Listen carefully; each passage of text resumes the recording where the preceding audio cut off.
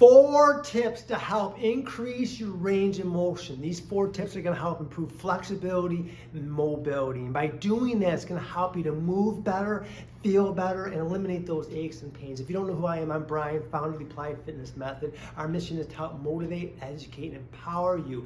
And one of those things to help empower you is range of motion and flexibility. So let me give you 4 tips that's going to help increase. First is to roll before you go. This is a foam roller. These things are awesome. You can get them anywhere.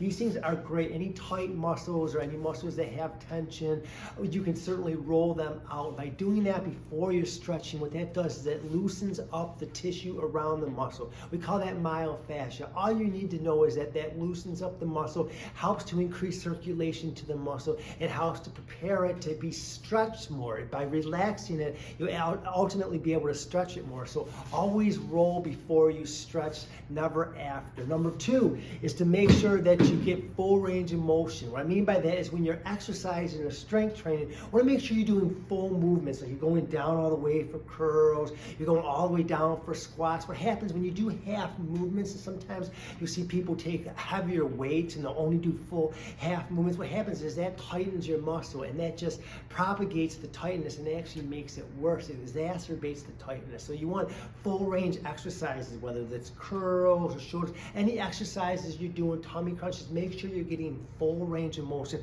and not partial range of motion. All right. Number 3 is always stretch after. And this is a big one. Make sure you never want to stretch out a cold muscle. You always want to do your workout first and then do your strength training. Then do your stretching. Because what happens is if you stretch a cold muscle, that could end up leading to injury. You're never going to get the full range of motion, but by doing it after you work out, that's the best time because that's when you're primed to increase range of motion. It helps alleviate soreness, and that's really where the magic happens for stretching and flexibility. It's done after you work out. And number 4 is to go slow. Eliminate that no pain, no gain nonsense. When you stretch, you want to make sure you go to a nice range of motion where you start to feel that stretch and you feel the tightness, you feel the tension, but it's not pain. Anytime you feel pain in any joint, make sure that you kind of level off on the stretch, but go to the point just where you start to feel the tension and the tightness starts to relieve. Over time, that range of motion is going to increase, your mobility is going to improve, you're going to feel better, and you're going to live better.